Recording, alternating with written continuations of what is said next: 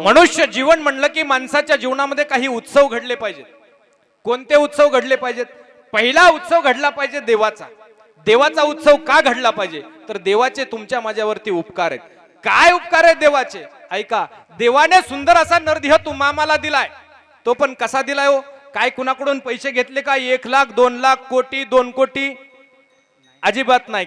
हा सुंदर असा नरदेह कसा दिलाय? साधा आपण आजारी पडलो आणि जर हॉस्पिटलमध्ये दवाखान्यात ऍडमिट झालो, 8 दिवस ऍडमिट झालो, 8 दिवस आपल्या देहाकडे शरीराकडे डॉक्टरने लक्ष दिलं तर डॉक्टर 5-25 हजार रुपये बिल घेतल्याशिवाय राहत नाही. पण सुंदर असा नरदेह भगवंताने आम्हाला दिलाय.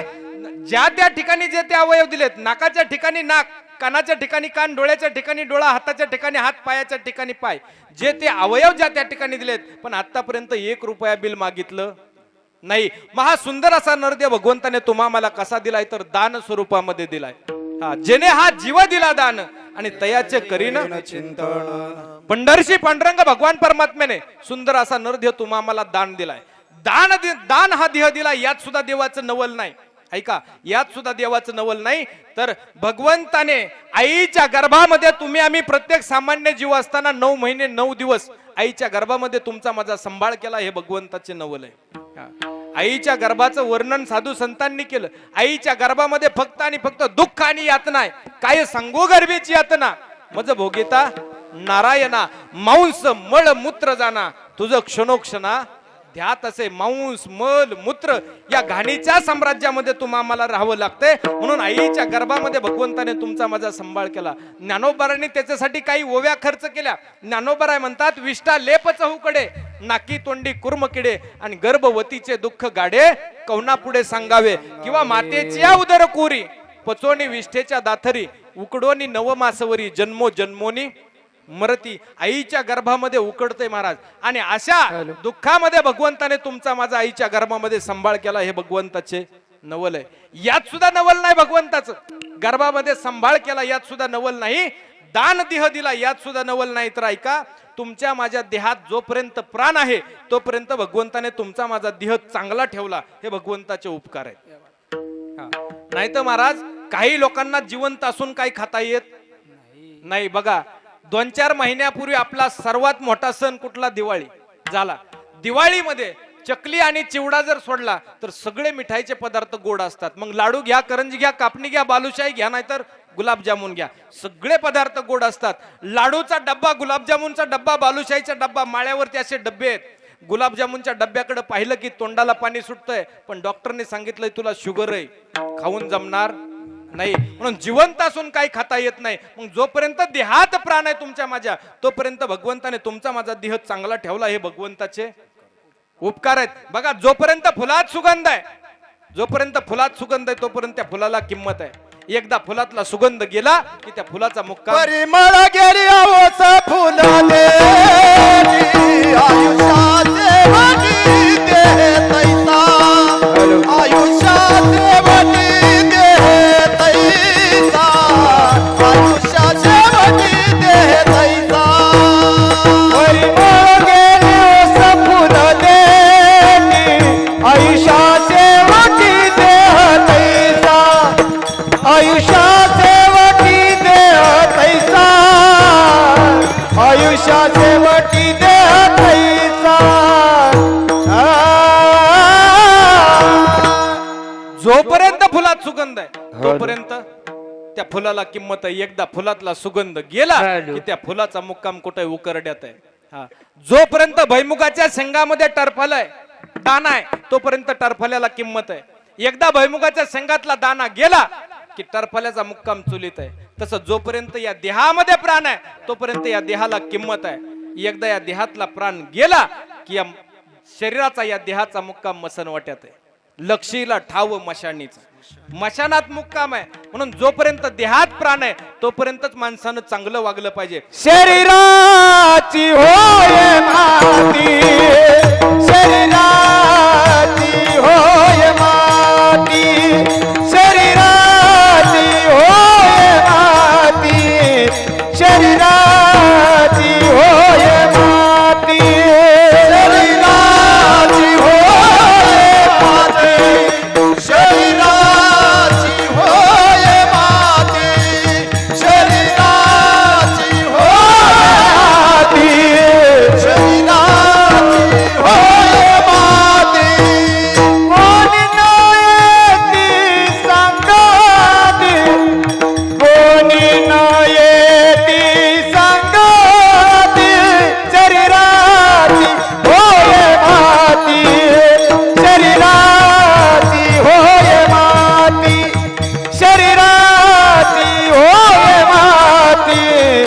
शरीराची होय माती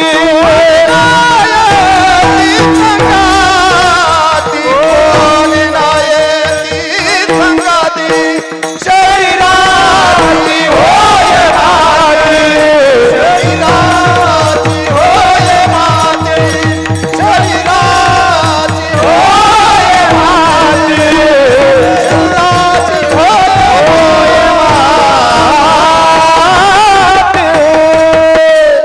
शरीराची होय माती कोणी नाही रे संगाती. पण एकदा शरीराची माती झाली, जोपर्यंत देहात प्राण आहे तोपर्यंतच किंमत आहे.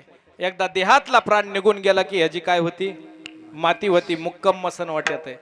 म्हणून जोपर्यंत देहात प्राण आहे तोपर्यंत चांगलं वागलं पाहिजे, जोपर्यंत देहात प्राण आहे तोपर्यंत चांगलं कर्म केलं पाहिजे. म्हणून देहात प्राण आहे तोपर्यंत भगवंताने तुमचा माझा सांभाळ केला, हे भगवंताचे उपकार आहेत. म्हणून भगवंताच्या उपकारातून ऋणातून उतराई होण्यासाठी भगवंताचा उत्सव तुमच्या माझ्या जीवनामध्ये घडला पाहिजे. दुसरा उत्सव तुमच्या माझ्या जीवनामध्ये घडला पाहिजे, तो उत्सव घडला पाहिजे साधू संतांचा. का साधू संतांचा उत्सव घडला पाहिजे तर ऐका, साधू संतांचेही तुमच्या माझ्यावरती उपकार आहेत. काय उपकार आहेत साधू संतांचे ऐका.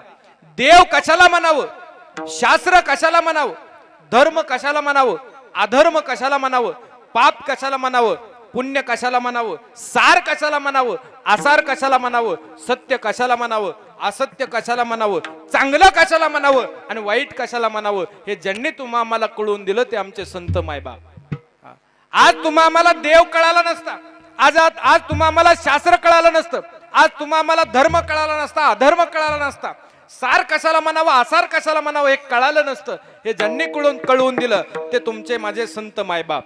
म्हणून माझ्या जगद्गुरु तुकोबारांना सुद्धा प्रश्न पडला होता की काय सांगू आता संतांचे उपकार, आणि मज निरंतर जागविती आम्हाला नेहमी जाग ठेवण्याचं काम करतायत. म्हणून तुकोबाराय म्हणले काय द्यावे त्यासी व्हावे उतराई, काय देऊन उतराई होऊ ठेवी तो हा पायी जीव थोडा. जीव जरी संतांच्या पायावरती ठेवला तरी सुद्धा त्यांच्या ऋणातून उतराई होऊ शकत नाही. असे साधू संतांचेही तुमच्या माझ्यावरती ऋण आहे, उपकार आहे. म्हणून त्यांच्या उपकारातून उतराई होण्यासाठी त्यांचा उत्सव तुमच्या माझ्या जीवनामध्ये घडला पाहिजे. एक वेळेस देवाचा उत्सव नाही घडला तरी चालेल, पण साधू संतांचा उत्सव तुमच्या माझ्या जीवनामध्ये घडला पाहिजे. कारण असं सांगितलं जातं की देव सारावे परते आणि संत पूजावे आरते.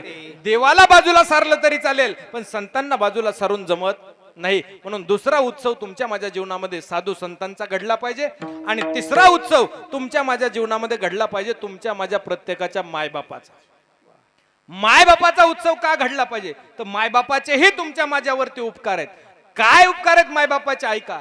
आईच्या गर्भामध्ये 9 महिने 9 दिवस असताना तुमचा माझा सांभाळ भगवंताने केला, परंतु आईच्या गर्भामधून तुम्ही आम्ही बाहेर आल्यानंतर तुमचा माझा सांभाळ आपापल्या मायबापानं केला. म्हणून मायबापाचे उपकार आहेत. म्हणून अनेक कवी असतील, अनेक लेखक असतील, यांनी मायबापाच्या उपकाराबद्दल वर्णन केलं. काय वर्णन केलं बघा. आई वडील माझे थोर, काय सांगू त्यांचे उपकार, जीवनाच्या वाटेवरती किती असतो त्यांचा आधार. आई माझी मायेचा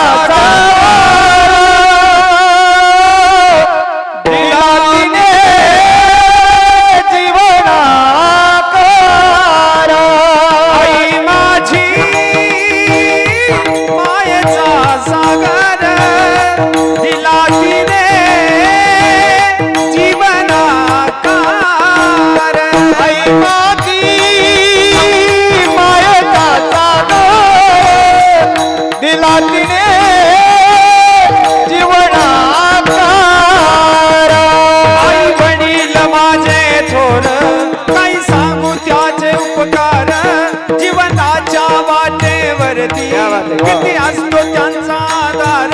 आई माझी मायेचा सागर, दिला तिने जीवन आधार. आई माझी मायेचा सागर, दिला तिने जीवन आधार.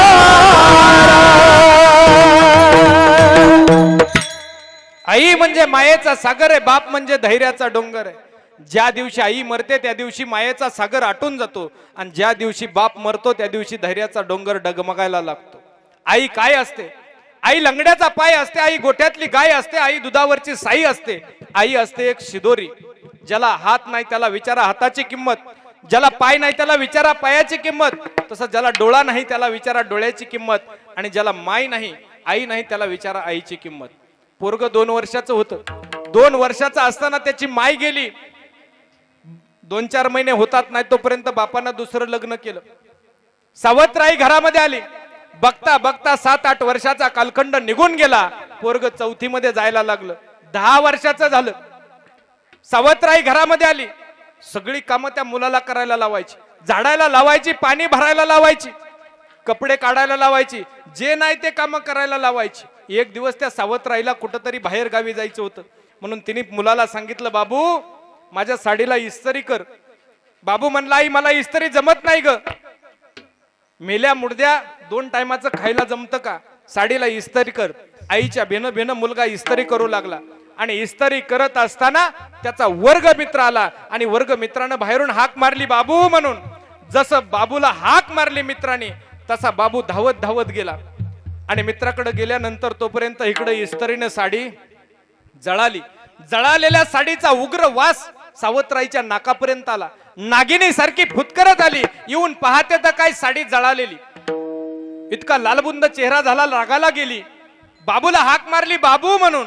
बाबू धावत धावत आला. आईने हाक मारली, मेल्या मुडद्या तुला माझी साडी इस्त्री करायची नव्हती, तू मुद्दाम माझी साडी जाळली. नाही गाई म्हणला, मी मुद्दाम साडी जाळली नाही. 2 कानफडीत दिल्या मुलाच्या आणि तुला ह्याची शिक्षा झाली पाहिजे. म्हणले कमरेमध्ये वाक आणि अंगठे धर. सावत्राईनं बाबूला मुलाला अंगठे धरायला लावले. बाबू कमरेमध्ये वाकला. बाबूला वाटलं आई फक्त अंगठेच धरायला लावती. बाबूने अंगठे धरले. जसे बाबूने अंगठे धरले तसं सावत्राईने ती लालबुंद झालेली इस्त्री उचलली आणि बाबूच्या पाठीवरती ठेवली. जशी इस्त्री बाबूच्या पाठीवरती ठेवली तसा बाबू मोठ्याने बाबूने टाहा फोडला, आई ग म्हणून. भला मोठा पाठीवरती फोड आलेला आहे. असह्य वेदना झाल्या.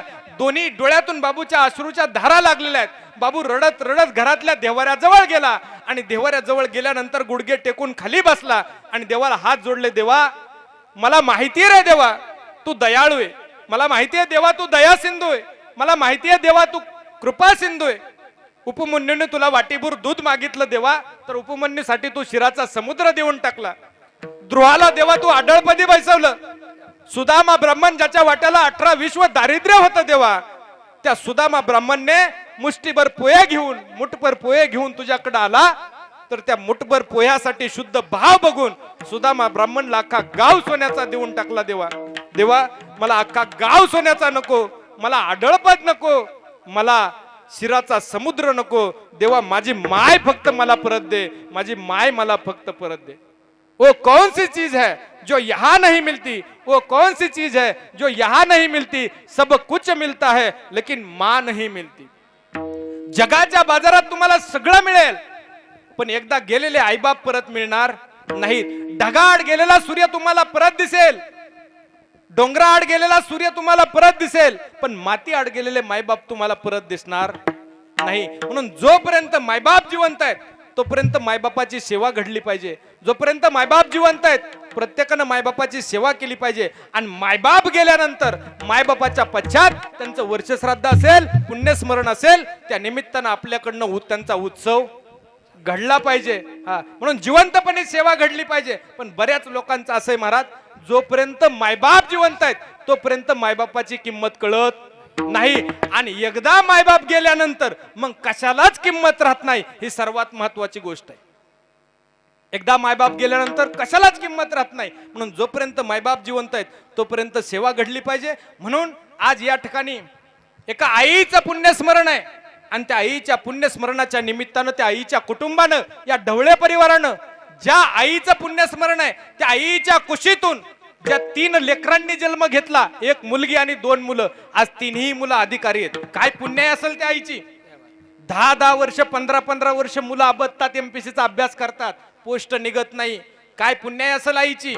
त्या आईच्या पुण्याईमुळं 3ही मुलं क्लास 1 अधिकारी आहेत. 1 मुलगी आहे आमच्या अश्विनीताई, सेल टॅक्स ऑफिसर आहेत. विक्रीकर निरीक्षक आणि दोन्ही मुलं सागर आणि अतुल दोघंही या ठिकाणी तालुका कृषी अधिकारी आहेत. तिन्ही मुलं आईची पुण्याई, माझ्या जिजाऊची पुण्याई होती, म्हणून तर छत्रपती शिवाजी महाराज पोटी जन्माला आले. माझ्या जिजाऊची पुण्याई कशी आली व फळाला, तो बापाचा बाप वाघ शिवबा जन्मला, तो बापाचा बाप वाघ शिवबा जन्मला, तो बापाचा बाप राजा शिवाजी जन्मला, तो बापाचा बाप राजा शिवबा जन्मला. जिजाऊची पुण्याई कशी आली व फळाला, तो बापाचा बाप वाघ शिवबा जन्मला, तो बापाचा बाप वाघ शिवबा जन्मला, तो बापाचा बाप राजा शिवबा जन्मला, तो बापाचा बाप राजा शिवबा जन्मला. आज्ञा होती माझी जाऊची शपथ घेतली स्वराज्याची, आज्ञा होती माझी जाऊची शपथ घेतली शिवाय, जनकल्याणाची शिकवण जगद्गुरु तुकोबाची,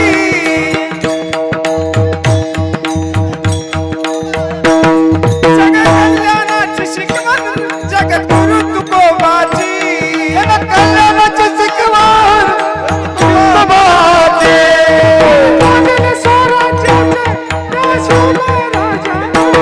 माय बापाचा बाप वाघ शिवबा जन्मला, तो बापाचा बाप वाघ शिवबा जन्मला, तो बापाचा बाप राजा शिवबा जन्मला, तो बापाचा बाप राजा शिवबा जन्मला, राजा शिवबा जन्मला, राजा शिवबा जन्मला. माझ्या जिजाऊची पुण्याई कशी आली व फळाला, माझ्या जिजाऊची पुण्याई कशी आली व फळाला, तो बापाचा बाप वाघ शिवबा जन्मला, तो बापाचा बाप राजा शिवबा जन्मला. छत्रपती शिवाजी महाराज की. आज राजांची 395 जयंती महाराज. महासाहेब जिजाऊंची पुण्याई होती, म्हणून छत्रपती शिवाजी महाराजांसारखे राजे पोटी जन्माला आले, म्हणून या आईची काहीतरी पुण्याई. तिन्ही लेकर अधिकारी, अहो एखादं होईल, तिन्ही लेकर अधिकारी म्हणून पुण्याई.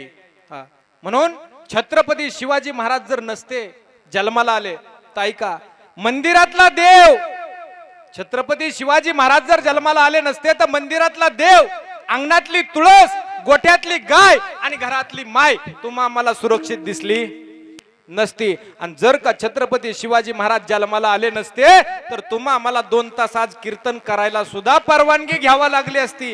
हुजूर, हम 2 घंटे के लिए संकीर्तन करना चाहते हैं, इजाजत मिलेगी? 2 तास तुम्हा आम्हाला परवानगी घ्यावा लागली असते. छत्रपती शिवाजी महाराजांचे उपकार आहेत. जर छत्रपती शिवाजी महाराज जन्माला आले नसते तर ऐका, काशी की कला जाती थी, मथुरा में मस्जिद होती थी, अगर एक शिवाजी न होते सबकी सुन्नत होती थी. बोला छत्रपती शिवाजी महाराज की. एकच राजा इथे जन्मला, शिवनेरी किल्ल्यावर, एकच राजा इथे जन्मला शिवनेरी किल्ल्यावर, माझ्या राजाचे नाव गाजते गडकिल्ल्याच्या दगडावर, शिवरायाचे नाव गाजते गडकिल्ल्याच्या दगडावर, माझ्या राजाचे नाव गाजते गडकिल्ल्याच्या दगडावर, शिवरायाचे नाव गाजते गडकिल्ल्याच्या दगडावर. सुंदर स्वराज्य निर्माण केले तलवारीच्या धारेवर, तलवारीच्या धारीवर, तलवारीच्या धारीवर, रयतेसाठी वार झेलले आपल्या निगड्या छातीवर, आपल्या निगड्या छातीवर, आपल्या निगड्या छातीवर, प्राणपणाने लढले मावळे भरोसा ज्या राजावर, प्राणपणाने लढले मावळे भरोसा ज्या राजावर. माझ्या राजाचं नाव गाजतंय गड किल्ल्याच्या दगडावर शिवरायाचे नाव गाजतंय गड किल्ल्याच्या दगडावर माझ्या राजाचं नाव गाजतंय गड किल्ल्याच्या दगडावर शिवरायाचं नाव गाजतंय गड किल्ल्याच्या दगडावर गड किल्ल्याच्या दगडावर गड किल्ल्याच्या दगडावर माझ्या राजाचा जर इतिहास पाहायला गेलं ना महाराज, माझ्या छत्रपती शिवाजी राजाचा जर इतिहास पाहायला गेलं तर इसवी सन 16व्या शतकात या महाराष्ट्राच्या नव्हे तर अखंड हिंदुस्थानच्या छाताडावर 5 सुलतानी सत्ता नंगानाच करत होत्या. मग त्यामध्ये आदिलशाही असेल, निजामशाही असेल, कुतुबशाही असेल, मुघलशाही असेल, या परक्या यवनांनी एक प्रकारचं थैमान माजवलं होतं. जिकडं पाहावं तिकडं प्रत्येकाच्या वाट्याला दुःख आणि संकट. त्या काळामध्ये शेतकऱ्यांना आपल्या शेतामध्ये पीक पिकवावं. सकाळी शेताकडे पिकाकडे पाहिलं तर पीक सोन्यासारखं दिसायचं, दुपारी पिकाकडे पाहिलं तर हिऱ्यासारखं लकलकायचं.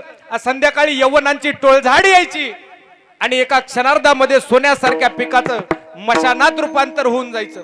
शेतकरी शेतामध्ये सकाळी यायचा, पिकाकडे पाहायचा, सोन्यासारखं पीक, हिऱ्यासारखं लकलकणारं पीक त्याचं मशानासारखं रूपांतर झालेलं दिसायचं. बांधावरती बसायचा, बसून गुडघ्यामध्ये मुंडकं घालून त्या ठिकाणी हमसून हमसून रडायचा. यवनांची टोळझाड यायची, दिवसा ढवळ्या घरामध्ये घुसायची, आमच्या माय माऊल्यांच्या पदराला हात घालायची. यवनांची टोळझाड यायची, दिवसा ढवळ्या घरामध्ये घुसायची, आमच्या लेकी बाळींची अब्रू लुटायची. ही अवस्था मासाहेब जिजाऊंनी आपल्या डोळ्यांनी पाहिली आणि मासाहेब जिजाऊ आई जगदंबेच्या समोर उभा राहिल्या आणि आई जगदंबेला प्रार्थना केली, विनंती केली की आई, अगं तुझ्या डोळ्यासमोर या कोल्ह्या कुत्र्यानं यावं, तुझ्या स्वराज्याचे लचके तोडावे. अगं आई, तुझ्या डोळ्यासमोर कोल्ह्या कुत्र्यानं यावं, तुझ्या लेकीची आबरू लुटावी. आई, हे सहन होत नाही आता, बाद झालं आई. माझी रयत अतिशय संकटात आहे, माझी जनता, माझं स्वराज्य खूप दुःखात आहे, संकटात आहे. या स्वराज्याला दुःखातून बाहेर काढण्यासाठी, या संकटातून बाहेर काढण्यासाठी आई, माझ्या पोटी असा एक पुत्र जन्माला घाल. आणि आई जगदंबेच्या कृपा आशीर्वादानं 19 फेब्रुवारी 1630 रोजी शिवनेरी किल्ल्यावरती छत्रपती शिवाजी महाराजांचा जन्म झाला. म्हणून एकच राजा इथे जन्मला, शिवनेरी. बोला छत्रपती शिवाजी महाराज की जय. म्हणून मासाहेब जिजाऊंची पुण्याई छत्रपती शिवाजी महाराज जन्माला आले. तसं या अनिता आईची काहीतरी पुण्याई, म्हणून 3 लेकरं आज अधिकारी झालेत महाराज. म्हणून या आईच्या ऋणातून उतराई होण्यासाठी या 3ही लेकरांनी, 3ही मुलांनी, त्यांचे पती असतील, या पूर्ण ढवळे कुटुंबानं या ठिकाणी भव्य दिव्य अशा हरिकीर्तनाच्या कार्यक्रमाचं आयोजन, नियोजन केलं. नव्या ज्ञानोबरांच्या, तुकोबरांच्या संत परंपरेच्या विचारांची जोपासना या ठिकाणी 2 तास का व्हायना केली. म्हणून या कुटुंबाला द्यावे तेवढे धन्यवाद थोडे. विठ्ठल.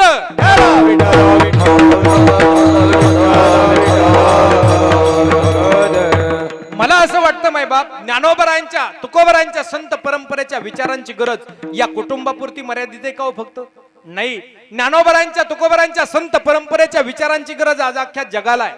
त्याचं कारण असं आहे, तुम्ही आम्ही आज जीवन जगतोय विज्ञान युगामध्ये. कुठं जगतोय? विज्ञान युगामध्ये. आणि आज विज्ञानानं एवढी प्रगती केली, विज्ञानामार्फत लोक चंद्रावर, मंगळावर जाऊन पोहोचली.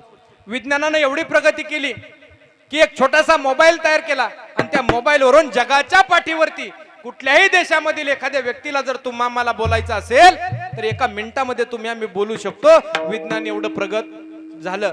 तुमच्या माझ्या जर हार्टची, हृदयाची सर्जरी करायची असेल तर विज्ञानानं छोटासा कॅमेरा तयार केला. तो कॅमेरा हृदयावरती छेद टाकून आतमध्ये टाकला जातो आणि हृदयामध्ये कुठं कुठं ब्लॉकेज आहे पाहिलं जातं. विज्ञान एवढं प्रगत झालं. हा, एवढी प्रगती केली विज्ञानाने. विज्ञानामार्फत तुम्ही आम्ही सगळं मिळवलं. काय नाही आज आमच्या घरामध्ये? गाडी आली, मोबाईल आला, कलर टीव्ही आला, कुकर आला, मिक्सर आला, फ्रीज आला. विज्ञानानं तुम्हा आम्हाला सगळं दिलं, सगळं दिलं. विज्ञानामार्फत तुम्ही आम्ही सगळं मिळवलं. पण जे मिळवायचंय त्याच्यापासून तुम्ही आम्ही आज वंचित आहे. काय मिळवायचंय आम्हाला? आत्मिक सुख मिळवायचंय आणि त्या आत्मिक सुखापासून तुम्ही आम्ही आज वंचित आहे. आज लोकांकडे सगळ्या गोष्टी आहेत, गाडी आहे, बंगला आहे, सोनं नाणं आहे, इस्टेट आहे, सगळ्या गोष्टी आहेत, पण सुख नाही. काही जणांना झोपायच्या गोळ्या आहेत, काही जणांना झोपायच्या गोळ्या आहेत. आणि जर का भगवंताने सकाळी उठायच्या नाही दिल्या तर पाहुणे रावळे गोळा करावा लागतात. वस्तुस्थिती सुखच नाही सगळ्या गोष्टीत, फक्त आत्मिक सुख नाही. या जगामध्ये सुखी कोण आहे बघण्यासाठी कबीर महाराजांनी अख्खं जग ढोंडाळलं.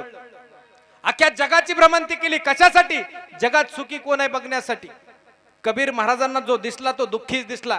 त्याचं वर्णन कबीर महाराजांनी केलं. जो देखे सो दुखिया बाबा आणि सुखिया कोई नाही रे. प्रत्येक जण दुःखी दिसला. काही साधक मंडळी कबीर महाराजांकडे गेली आणि कबीर महाराजांना विचारू लागली, महाराज अख्ख्या जगाची भ्रमंती तुम्ही केली कशासाठी? या जगात सुखी कोण आहे बघण्यासाठी. तेव्हा कबीर महाराज तुम्ही तर म्हणताय मला प्रत्येक जण दुःखी दिसलं, मग कोण कोण दुःखी दिसलं? साधकांनी विचारलं.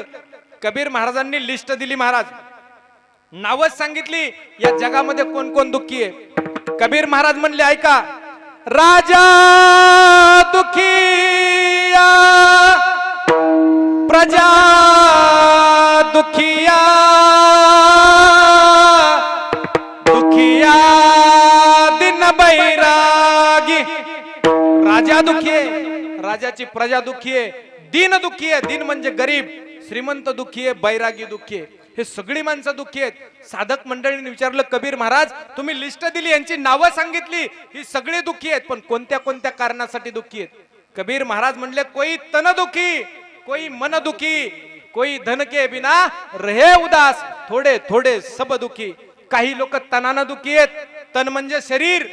तुम्ही म्हणताल महाराज कस काय शरीराने दुखी? ऐका, ज्याच्या शरीराच्या पाठीमाग, ज्याच्या देहाच्या पाठीमाग व्याधी लागलेली आहे, व्याधी म्हणजे रोग, त्याला जाऊन विचारा शरीराचं काय दुःख असतं ते. एखाद्याला कॅन्सर झाला असेल, एखाद्याला पॅरालिसिस झाला असेल, आणि त्याला जर आपण जाऊन भेटायला गेलो आणि त्याच्या तब्येतीची विचारपूस चौकशी केली, कशी आहे तब्येत, ती म्हणतो महाराज मेलेलं बरं. म्हणजे काही लोक तनानं दुखी आहेत. कबीर महाराज पुढे म्हणले, कोई मन दुखी, काही लोक मनानं दुखी आहेत. तुम्ही म्हणताल महाराज मनानं कस काय दुखी? सध्याच्या काळामध्ये अशी परिस्थिती आहे, दुसऱ्याचं देखवत नाही म्हणून फक्त लोक दुखी आहेत मनाने. दुसऱ्याचं देखवत नाही, मग कुठलंही क्षेत्र असू द्या, राजकीय घ्या, सामाजिक घ्या, शैक्षणिक घ्या, नाही तर आमचं धार्मिक घ्या, कुठल्याही क्षेत्रामध्ये एकमेकाला एकमेकाचं देखवत नाही म्हणून लोक दुःखी आहेत. राजकारणाचं घेतलं, ह्या पक्षाची सत्ता आली की त्याच्या मागे ईडी, त्याची सत्ता आली की ह्याच्या मागे ईडी. देखवत नाही कुठलंही क्षेत्र असू द्या म्हणून लोक दुःखी आहेत. एका बायकोनं आपल्या नवऱ्याला विचारलं, का हो आपल्या संसारामध्ये काही कमी आहे का? ती म्हणला, कुठं काय कमी आहे संसारामध्ये? नाही म्हणली, काहीतरी संसारामध्ये कमी. गेले 8 दिवस झालं तुम्ही मला उदास दिसताय. म्हणला काहीच कमी नाही, गाडी आहे, बंगला आहे, इस्टेट आहे, सोनं नाणं आहे, सोन्यासारखी तू बायको आहे, सोन्यासारखी लेकरं आहेत, कुठं संसारामध्ये काय कमी आहे? ती म्हणली काहीतरी कमी आहे. तुम्ही गेले 8 दिवस झालं उदास दिसताय, कारण जसं आरसा खोटं बोलत नाही तसं माणसाचा चेहरा सुद्धा खोटं बोलत उदास. तो म्हणला त्याचं कारण असं आहे, गेले 8 दिवस झालं म्हणला शेजाऱ्याने आपल्या गाडीपेक्षा भारीतली गाडी आणली, तेव्हापासून मनात उदासी भरली. सांगण्याचं तात्पर्य लोक आज मनानं दुःखी आहेत. कबीर महाराज म्हणले पुढं, कोई धन दुखी, धन के बिना रहे उदास. काही लोक धन नाही म्हणून दुःखी आहेत. धन, संपत्ती, पैसा, आणि आज पैसा तर लागतोच ना महाराज. शास्त्राने सुद्धा सांगितलंय, वयाच्या 25 वर्षापर्यंत विद्या कमवा, विद्या कमवा, आणि 25 ते 50 धन कमवा. धन लागताच. एखाद्याकडे पैसा नसेल त्याला समाज किंमत देत नाही, एखाद्याकडे पैसा नसेल त्याला गावातले लोक किंमत देत नाहीत, एखाद्याकडे पैसा नसेल तर त्याला पाहुणे रावळे नीट बोलत नाहीत, एखाद्याकडे पैसा नसेल तर त्याला शेवटी भावकीतले लोक सुद्धा नीट बोलत नाहीत, एखाद्याकडे पैसा नसेल तर त्याला शेवटी घरातले आईबाप सुद्धा नीट बोलत नाहीत. बघ तुझा उद्योग म्हणतात आमच्या जीवावर किती दिवस जगतो. शेवटी धर्म पत्नी सुद्धा नीट बोलत नाही. सब पैसों के भाई, दिल का साथी कोई नाही. सगळे पैशाचे लालचेत महाराज. म्हणून पैसा तर लागतोच, जरूर कमावला पाहिजे, पण आमच्या साधू संतांच्या वचनाप्रमाणे, जगद्गुरु तुकोबारायांच्या वचनाप्रमाणे. जगद्गुरु तुकोबाराय म्हणतात, जोडनिया धन उत्तम व्यवहारे, उदास विचारे वेद करे, उदास विचारे वेद करे. जोडनिया धन उत्तम व्यवहारे, उदास विचारे वेद करे, उदास विचारे वेद करे.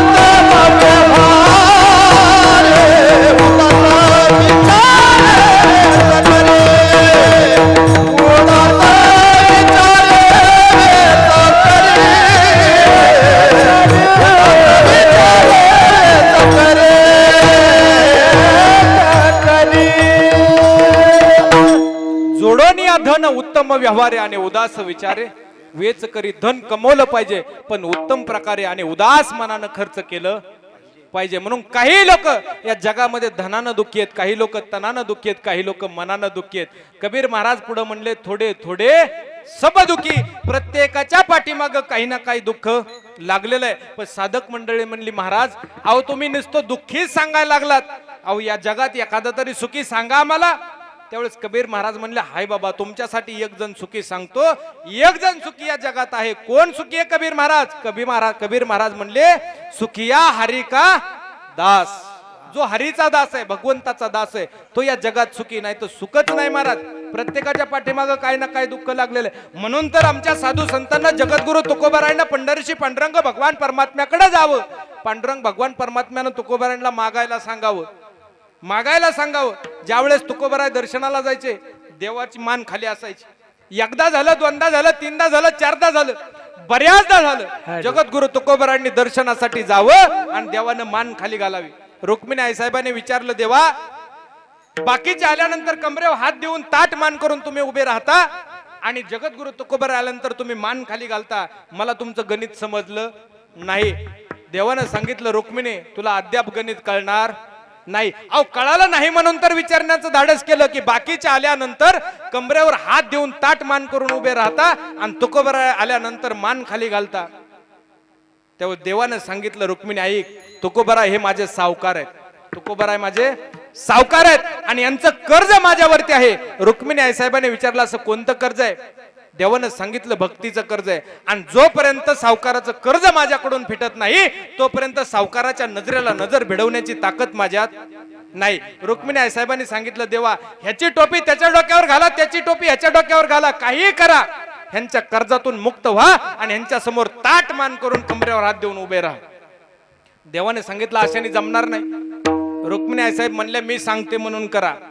तुकोबाराय आले ना मान खाली घालू नका आणि तुकोबारायांना काहीतरी मागायला लावा. देव म्हणले बरं ठीक आहे. तुकोबाराय दर्शनाला आले आणि तुकोबाराय दर्शनाला आल्यानंतर देवानं मान खाली घातली नाही. तुकोबारायांनी दर्शन घेतलं आणि माघारी निघाले. देवानं हाक मारली तुकोबाराय. तुकोबारायांनी मागं वळून पाहिलं. का हो देवा? अहो तुकोबाराय युग ना युग झालं तुम्ही माझी सेवा करताय. जे जे अवतार झाले, जे जे झाले अवतार तुका त्यांच्या बरोबर युग ना युग तुम्ही माझी सेवा केली. तुका म्हणे तवे होतो आम्ही, तुम्ही झाले रामराजे, आम्ही वानराच्या फौजी, तुम्ही यशोदेचा बाळ, आम्ही 9 लक्ष गोपाळ, तुम्ही आले पंढरपुरा, आम्ही झालो वारकरी. युग न युग तुकोबाराय तुम्ही माझी सेवा केली, मग माझ्याकडून काय मागावं असं वाटलं नाही?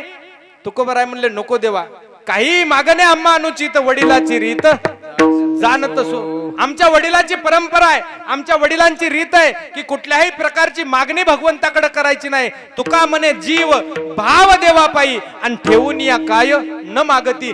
जीव गेला तरी चालेल पण भगवंताकडे कुठल्याही प्रकारची मागणी करायची नाही. माझ्या वडिलाची मिरासी का देवा आणि तुझी माझ्या वडिलाची मिरासी का देवा,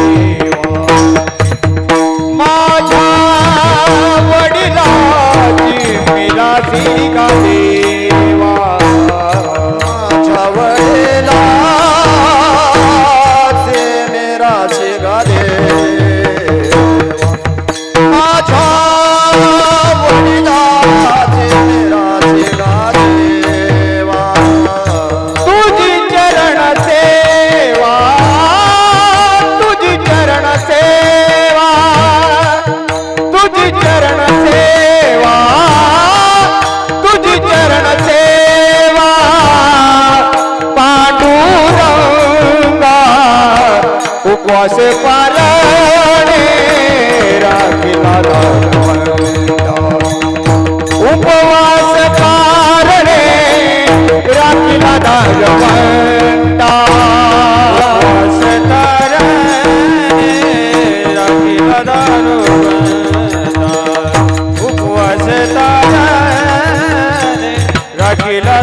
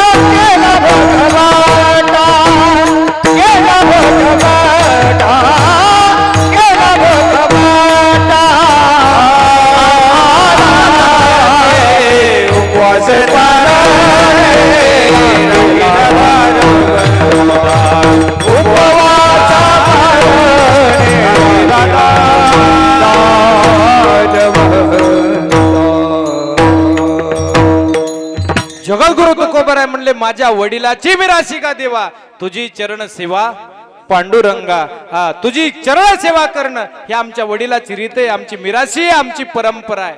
मग कुठल्याही प्रकारची मागणी करायची नाही. परंतु देवानं सांगितलं तुकोबाराय मनसी काय मागा हेची देगा पांडुरंगा देवा. अहो तुकोबाराय म्हणले, तुकोबारायला म्हणले देव मी म्हणतोय म्हणून तरी मागा, मी म्हणतोय म्हणून तरी मागा. त्यावेळेस तुकोबाराय म्हणले देवा तुझ्या शब्दाला कुठंतरी किंमत यावी, तुझ्या शब्दाला वाळवी लागू नये, तुझ्या शब्दाचा उपमर्द होऊ नये म्हणून मी मागतो, नाही तर मागण्याची गरज नाही. त्यावेळेस तुकोबारायांनी मागितलं महाराज हेच दान दे गा देवा आणि तुझा विसर न व्हावा. हेची दान दे गा देवा. आला.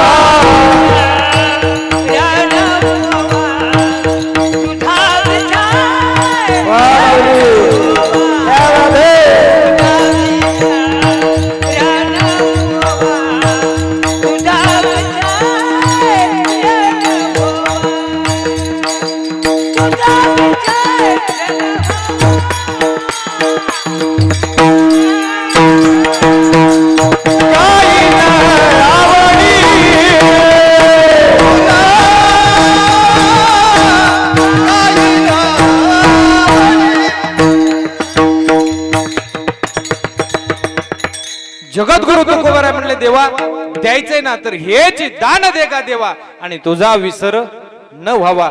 देवा तुझा माझा विसर झाला नाही पाहिजे. आणि लयच देवा तुझी इच्छा असेल ना द्यायची, लयची इच्छा, तर माझी एकच इच्छा मी एक तो करतो ऐका, हेच व्हावी माझी आस आणि जन्मोजन्मी तुझा दास. देवा एक तर तुझा माझा विसर व्हायला नको आणि जर दुसरं लयची इच्छा असेल तर तुझा दास्यत्व म्हणून मला त्या ठिकाणी दे. कारण या जगामध्ये फक्त एकच सुखी आहे, तो म्हणजे हरीचा दास. म्हणून देवा तुझा दास करून घे ही तुकोबारायांनी मागणी केली. कारण या जगामध्ये कबीर महाराज म्हणले एकच सुखी फक्त हरीचा दास. नाही तर प्रत्येकाच्या पाठीमागे दुःख लागलेलं आहे. आज लोकांना कळायला तयार नाही महाराज, जगावं की वागावं. समाजापुढे दोन प्रश्न उभा आहेत, जगावं की वागावं. कळायला लोकांना तयार नाही, जगावं की वागावं. आमच्या गावाकडचं एक येड एका डॉक्टरला फोन करीत होतं, हॅलो डॉक्टर आहे का? डॉक्टर म्हणायचा हो मीच बोलतोय. येड म्हणायचं कापूस आहे का? आता दवाखाना म्हणल्यानंतर ड्रेसिंग साठी कापूस असणारच. येड म्हणायचं कापूस आहे का? डॉक्टर इमानदारीने सांगायचं आहे. येड्याने गप्प बसावं का नाही? हे म्हणायचं घाल खिशात. कुणाला? डॉक्टरला. सकाळी 10 वाजल्यापासून संध्याकाळी 6 वाजेपर्यंत हे येड्याने डॉक्टर कदरून टाकलं. हॅलो डॉक्टर आहे का? डॉक्टर म्हणायचा हो मीच बोलतोय. येड म्हणायचं कापूस आहे का? डॉक्टर इमानदारीने म्हणायचं हाय कापूस. हे येड म्हणायचं घाल खिशात. घेणं नाही देणं नाही. अक्षरशः दिवसभर कदरून टाकलं. संध्याकाळी 6 वाजता येड्याने डॉक्टरला फोन केला शेवटचा. हॅलो डॉक्टर आहे का? डॉक्टर म्हणला हो मीच बोलतोय. येड म्हणलं कापूस आहे का? अक्षरशः कदरून गेलेला डॉक्टर काय म्हणलो कापूस संपला. मग तरी गप्प बसावं का नाही येड्याने? हे म्हणलं काढ खिशातला. मग दिवसभर खिशात टाकायला सांगितला होता, आता काढ खिशातला. असले येडे महाराज. लोकांना कळायला तयार नाही, जगावं की वागावं. एक जण रस्त्याने चालत चालला होता महाराज, रस्त्याने चालत चालला होता एसटी स्टँड कडे. आणि स्टँड कडे चालत जात असताना पाठीमागून रिक्षा आली. रिक्षावाल्याला हात केला. रिक्षावाला थांबला. रिक्षावाल्याला विचारलं स्टँडला सोडता का? रिक्षावाला म्हणला सोडतो. ह्यानं विचारलं किती पैसे घ्याचाल? रिक्षावाला म्हणला 200 रुपये. ह्याला 200 रुपये लय वाटले. की म्हणला नाही बाबा चालत जातो माझी मी, तुम्ही जावा. रिक्षा निघून गेली आणि निघून गेल्यानंतर हा अर्धा तास चालत राहिला, त्याच रस्त्याने अर्धा तास चालत राहिला. ती गेलेली रिक्षा पुन्हा माघारी आली. परत ह्याने रिक्षावाल्याला हात कराना केला. रिक्षावाला पुन्हा थांबला तोच. ह्यानं विचारलं स्टँडला सोडता का? रिक्षावाला म्हणला सोडतो. म्हणला किती पैसे घेता? रिक्षावाला म्हणला 400 रुपये. म्हणला मगाशी 200 सांगितले, तेव्हापासून अर्धा तास चालतोय, मग आता निम्म अंतर कापलंय, राहिलंय निम्मच अंतर. 200च्या ऐवजी तो 100 घ्यायला पाहिजे, तिथं 400. रिक्षावाला म्हणला बाबा तुम्ही स्टँडच्या विरुद्ध दिशेने चालत आलाय. असले येडे लोकांना कळायला तयार नाही. जगावं की वागावं, आज जगण्यापेक्षा वागण्याला खूप मोठी किंमत आहे. जगायला तर गल्लीतले गावातले कोल्हे कुत्रे डुकर मांजर सुद्धा जीवन जगतात, जगण्यापेक्षा वागण्याला खूप मोठी किंमत आहे. आणि कसं वागावं आम्हाला हे ज्ञानोबरांचे तुकोबाराचे संत परंपरेचे विचार शिकवतात. आणि त्या विचारांची जोपासना या ढवळे कुटुंबानं आपल्या आईच्या पुण्यस्मरणाच्या निमित्तानं केली. म्हणून पुन्हा एकदा त्यांना कोटी कोटी धन्यवाद. विठ्ठल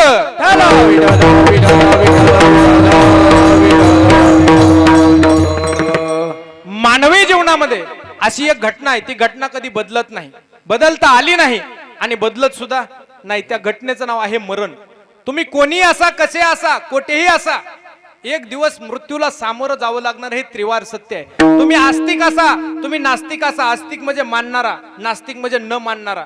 तुम्ही श्रीमंत असा, तुम्ही गरीब असा, तुम्ही बाल असा, तुम्ही वृद्ध असा, तुम्ही कोणीही असा, एक दिवस मृत्यूला सामोरं जावं लागणार, हे त्रिवार सत्य आहे.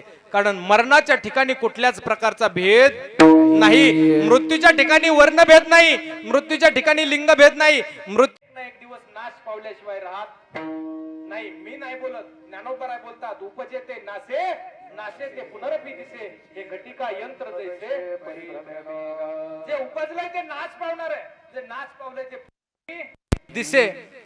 हे घटिका यंत्र जैसे परिभ्रमेगा. आता घटिका यंत्र म्हणजे काय? घटिका यंत्र म्हणजे काय? सध्याच्या भाषेत घड्याळ. काय? घड्याळ. पहिली जुन्या काळात घड्याळ नव्हती, घटिका यंत्र असायची. कसं असायचं घटिका यंत्र? 2 घमेले असायची, एक वरती ठेवलं जायचं आणि एक खाली. वरच्या घमेल्याला छिद्र असायचं, त्या वरच्या घमेल्यात वाळू टाकली जायची, त्या छिद्रातून ती वाळू खाली पडायची. खालच्या घमेल्यात पूर्ण वाळू खाली आली की एक बेल वाजवली जायचं, समजायचं एक घटका झाला. पुन्हा खाली आलेली वाळू पुन्हा वरच्या घमेल्यात, वरच्या त्या घमेल्याच्या छिद्रातून पुन्हा खाली, पूर्ण खाली आली की पुन्हा एक बेल वाजवली जायचं, समजायचं अजून एक घटका झाला. पुन्हा खाली आलेली वाळू पुन्हा वर, वरनं पुन्हा खाली, खालनं पुन्हा वर. हे जसं तसं जन्म मृत्यू, पुन्हा जन्म, पुन्हा. तुकोबराय याला रहाट गाडगं म्हणतात.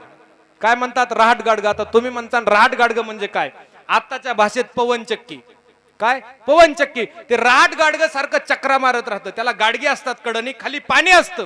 ते गाडगी खाली आली की पाण्यात भरतात, वर गेली की रिकामी होतात, पुन्हा खाली पाण्यात आली की भरतात, पुन्हा वर गेली की रिकामी होतात. ते सारखं चक्रा मारत राहतं. मग त्या गाडग्याची सुट्टी कवा होणार?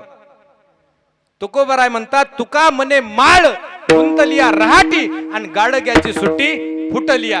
जोपर्यंत गाडगं फुटत नाही तोपर्यंत त्या गाडग्याची सुट्टी नाही, सारखं चक्राच मारत राहणार. तसं तुम्ही आम्ही या जन्म मरणाच्या रहाट गाडग्यात अडकलोय. तुम्ही आम्ही या जन्म मरणाच्या घटिका यंत्रामध्ये अडकलोय, या फेऱ्यामध्ये अडकलोय. आणि यातून जर तुम्हा आम्हाला सुटका करून घ्यायची असेल तर तुम्हा आम्हाला भगवंताला शरण जावंच लागल. कारण भगवान परमात्मा स्वतः अर्जुनाला कुरुक्षेत्रावर गीता सांगत असताना बोलतायत की अर्जुना, जो मज होय अनन्य शरण आणि त्याचे मी निवारीन जन्म मरण. जो मला शरण येईल त्याचं मी जन्म मरण निवारण करील. आता तुम्ही म्हणता शरण जाणं म्हणजे काय?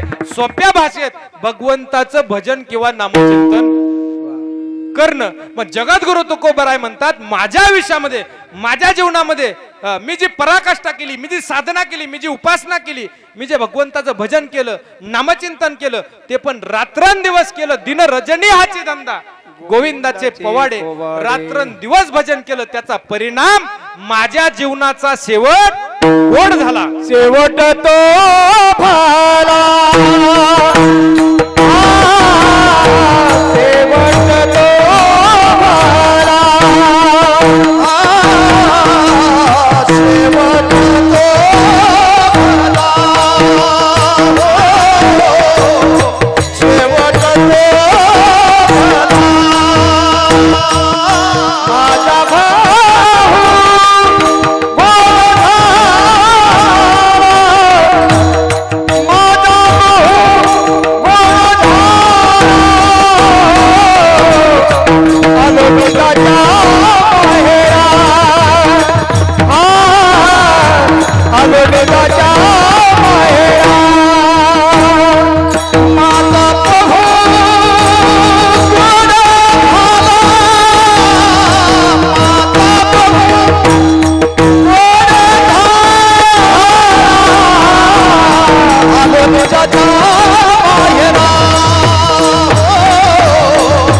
आलो निजाच्या माहेरा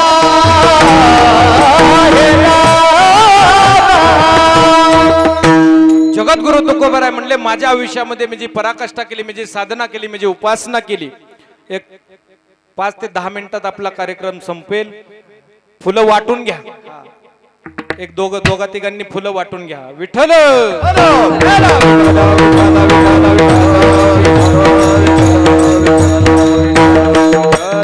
जगद्गुरु तुकोबाराय म्हणले माझ्या जीवनामध्ये जी पराकाष्ठा केली, मी जी साधना केली, मी जी उपासना केली, मी जे भगवंताचं नामचिंतन केलं, त्याच्या जोरावर माझ्या जीवनाचा शेवट कसा झाला हो? गोड झाला. शेवट तो भला माझा बहु गोड झाला. माझ्या जीवनाचा शेवट गोड झाला. आणि एवढंच नाही तर नामचिंतनाच्या जोरावर ज्याच्यासाठी भगवंतांनी देह दिलाय त्याच्यासाठी मी देह वापरला. भगवंताने हा देह कशासाठी दिलाय तर देवे दिला देह भजना गोमाट. ज्याच्यासाठी हा देह दिलाय मी देवे दिला देह भजना गोमट. देवे दिला देह भजना गोमट. देवे दिला देह भजना गोमट. देवे दिला देह